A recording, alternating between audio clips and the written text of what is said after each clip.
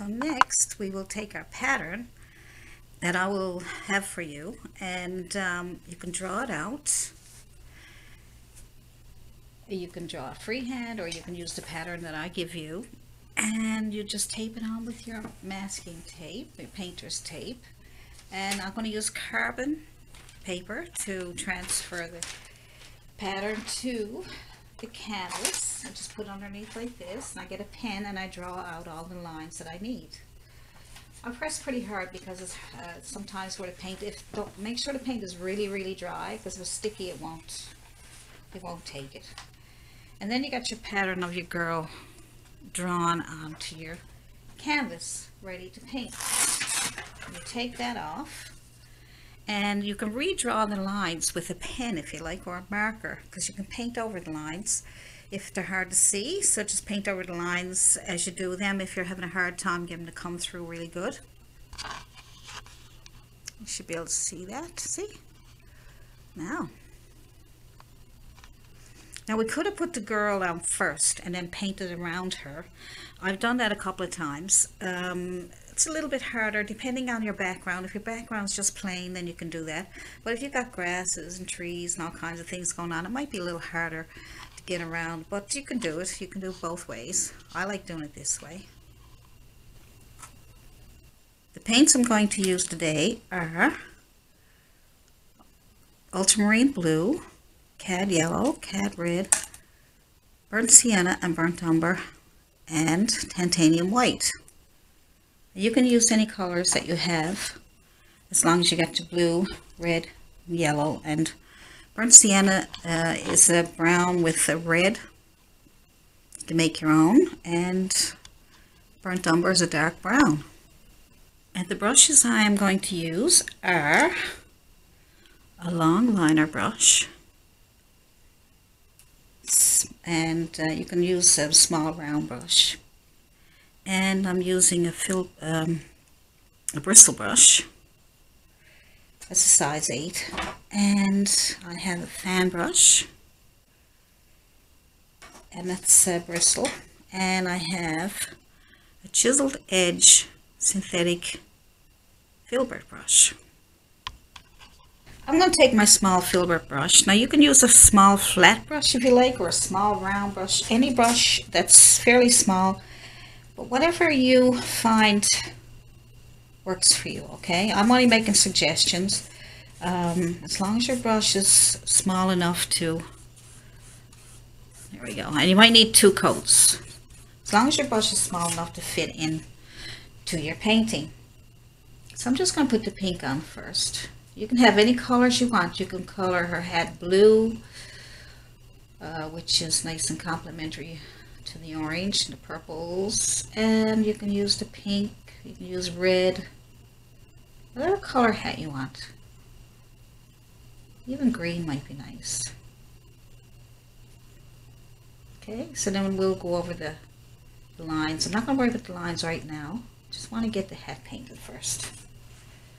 Alright. So I'm using my pink color. Just red and white. Right. Use our highlights after.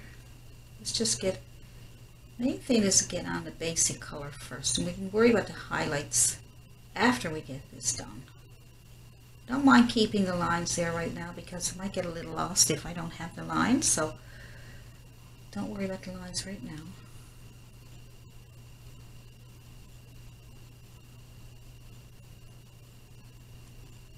Keep the line, you should be able to see where everything goes. Alright. The brush is too big. Just get a small round brush. This brush is not bad because it's chiseled edge and it's round like Filbert, so it's got a nice roundness to it where it can get into those rounder parts. A little big for in here. Good. See, now you got that much done.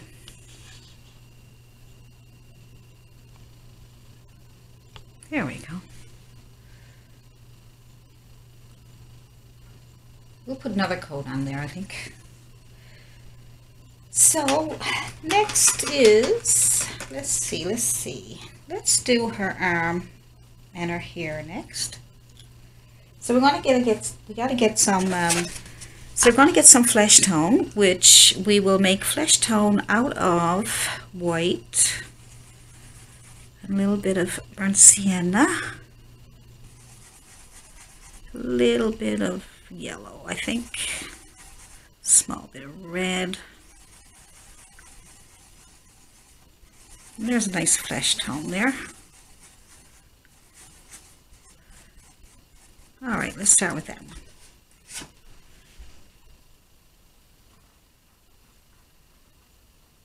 We're going to put some shadow on there, so that's okay if it's a bit light. See how it's covering up all that underpainting that you did? That's a good thing. Sometimes you might need 2 coats.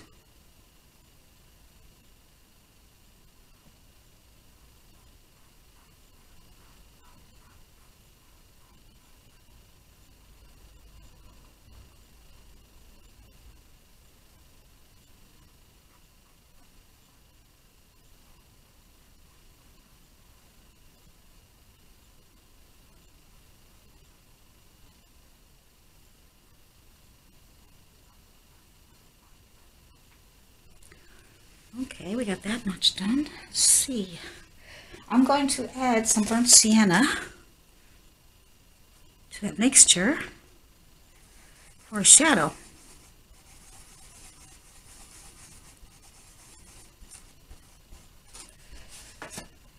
All right. Let's put a shadow under here.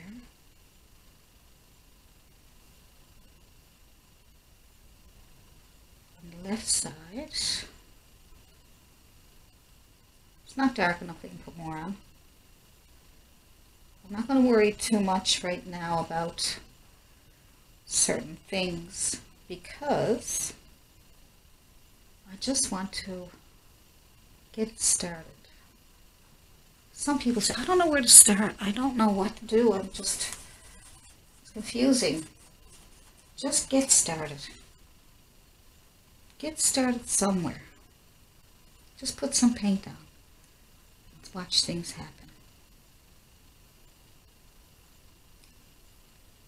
Like when I was doing this painting first, because I practiced the first, the one I showed you earlier, and I had to figure out where I was going to start. So I've got to start somewhere. That's when I started with the sky. I had to figure it out somehow. Cleaning off my brush really good and have no paint on it, so I can just smooth that out into the arm so it won't be a line there. It'll all blend nicely. So we might need to do a second coat or, you know, add a few little things after. We'll see. You have to wait for almost all of it, not all of it, but a lot of it to be done in order so you can see how it's coming together. Because sometimes people, they try a part and then they say, that don't look very good. I don't like the way it looks. But if you do more of the painting, move on with your painting, then you'll be able to see how it's coming together. All right. I'm going to put some burnt umber in her hair. So burnt umber to get started. Always look for the darkest part first.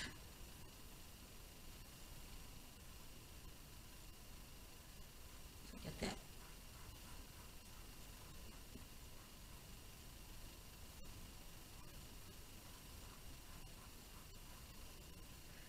I'll pull out a few little hairs on the edges here, just to make her hair look like it's blowing around.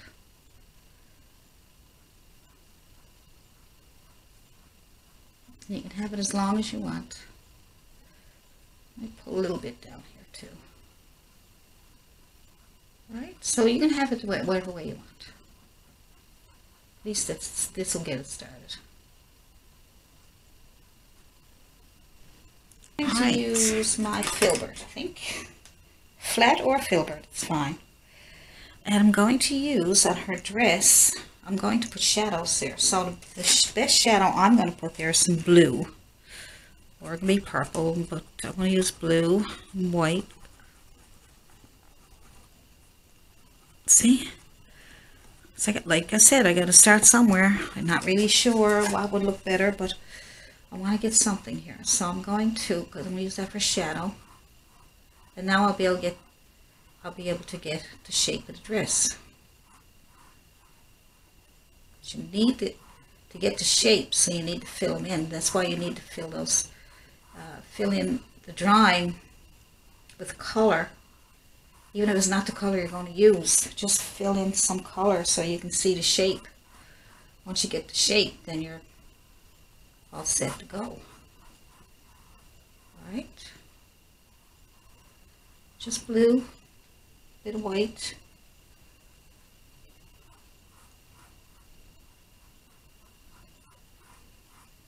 Okay. Might need a couple of coats.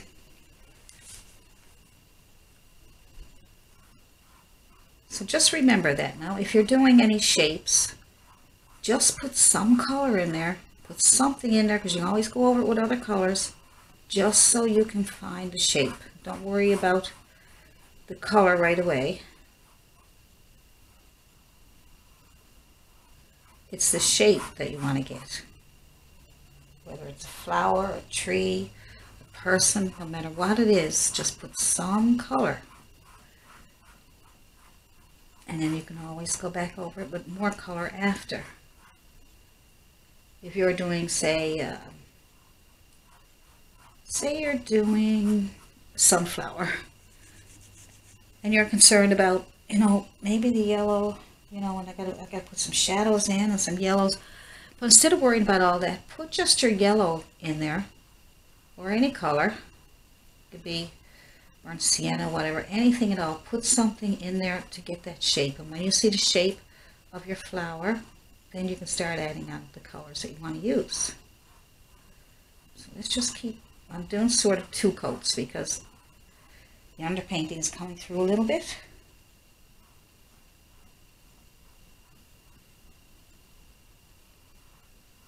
Paint over that line if you like.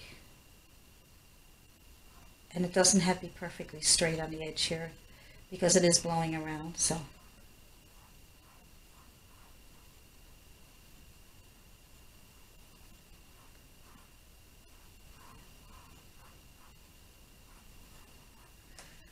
Already it looks pretty. I'll do the top part there now too. Let's see.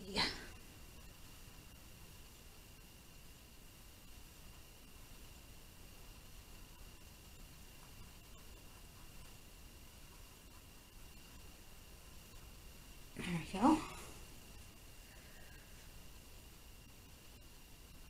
Not sure, but I think I hear somebody saying, could you do the shirt first and put the hair on after? Yes, you can. Whatever works for you.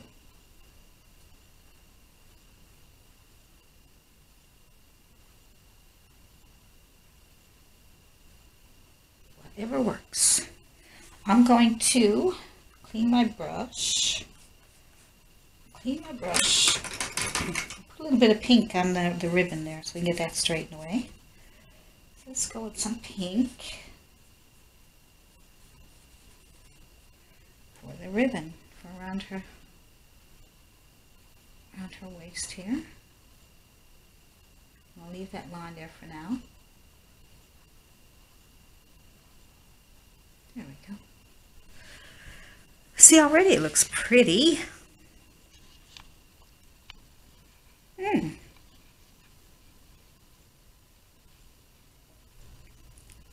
Nice.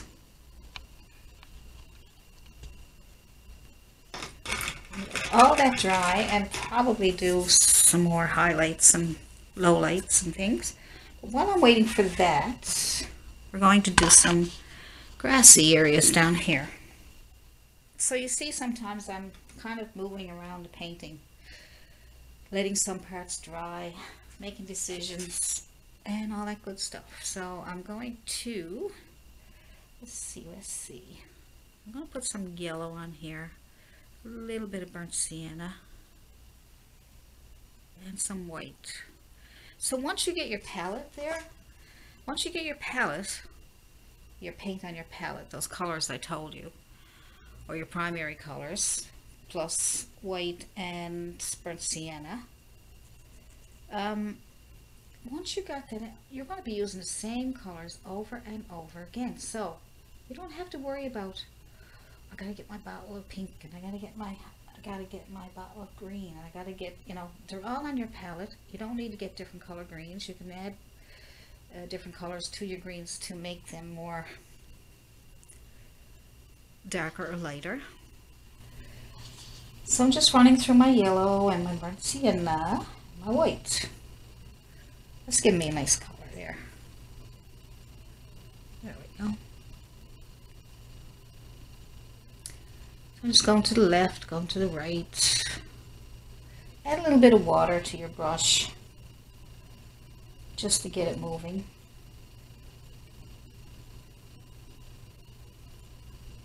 I'm not going to put up around her dress yet because I want to get those colors in there. I just want to get something going here.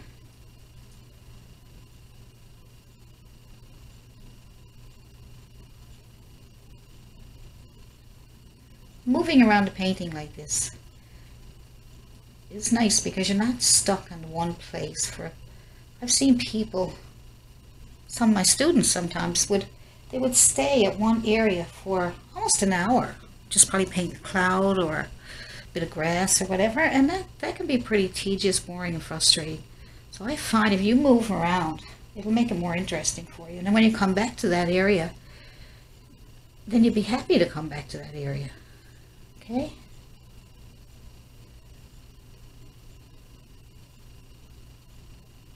Little water. Little water makes it move. See? Try not to push too hard like I'm doing there. I'm trying to get a thinner line than that. This nice long brush should be able to give me some nice thin lines. And when you're working on different parts of your painting and you start seeing it come to life, then you're more happy working on it. Right? You know what I mean? If you were just continuously working on the sky and you couldn't get it right and you were frustrated and you just kept sticking with that until you'd give up on your painting probably, you know? So just do what you can and then move on and then come back to it after. Then you can see what other things it needs then. Little bits of grass here and there. Gives it a more realistic look. Or more interest, if you want to call it that too. I'm going to add a little bit of blue to my colors, with yellow and white and burnt sienna, just so I can get some different tones and tints and shades, all kinds of good stuff. The white is what really brings it out though. See that? See when I add white to my colors? Makes it pop. See that? See, now just a little bit more here. Sometimes when you see things going really well, you don't want to stop in that area. So if that makes you happy, that's fine. Just twisting them back and forth so that they look like they're blowing in the wind too, right? So the wind seems to be blowing this way. Let's bend a few over this way so it looks like there might be a bit of wind going on there.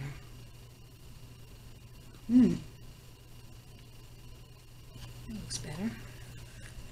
Let's add a few of those little white flowers that are there. I'm going to take, I didn't introduce this brush here because you can use the smaller bristle brush that I introduced earlier. You can use that. I'm going to use this one because it's my favorite. See how it opens up? That's the 1-inch bristle. I'm going to tap that into some white. Throw in a little bit of lavender color just so it won't be too yet white.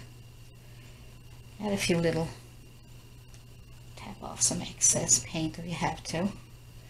And I'm going to tap into some of these little flowers just to give them these little white ones that are sticking around here. There we go. Turning my brush a little here, way back and forth like that. These are just some flowers in the field. And my brush does what I need to do. I don't have to worry about it too much. My brush does all the work for me. My favorite brush. I mentioned it in my other videos, but it's just that brush that I have my name on. I put my name on it in case you guys want one. Sort of like a souvenir, but you can still use it to paint with, right? So, just to show you, that's all. So,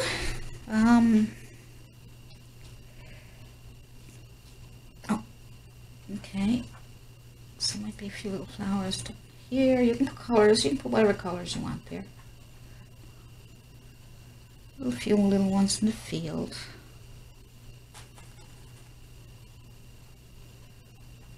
Down some white to brighten it up. There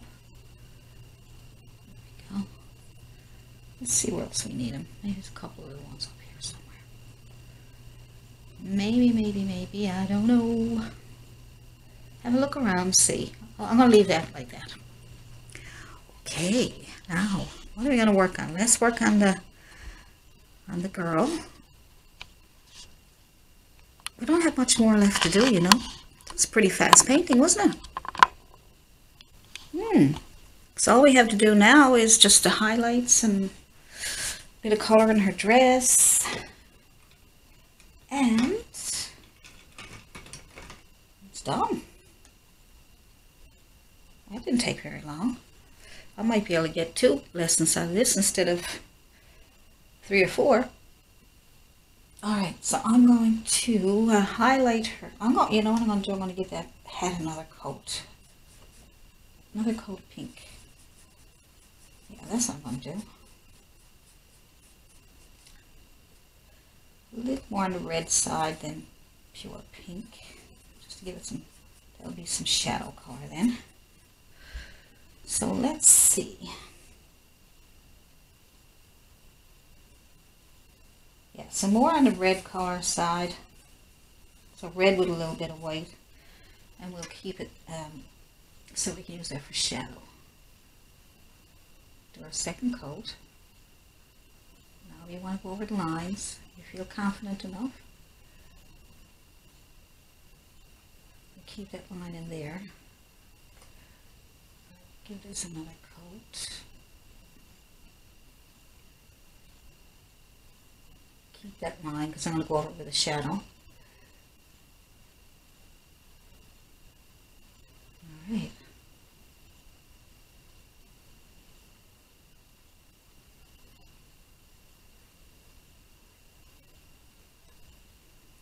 Okay. Just want to do a close-up, but I'll make sure I don't get it blurry on you.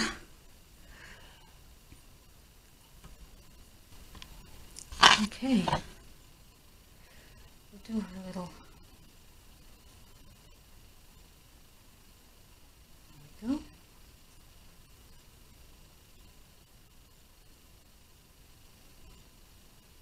I'm going to use those lines for shadows. I'm going to paint over those.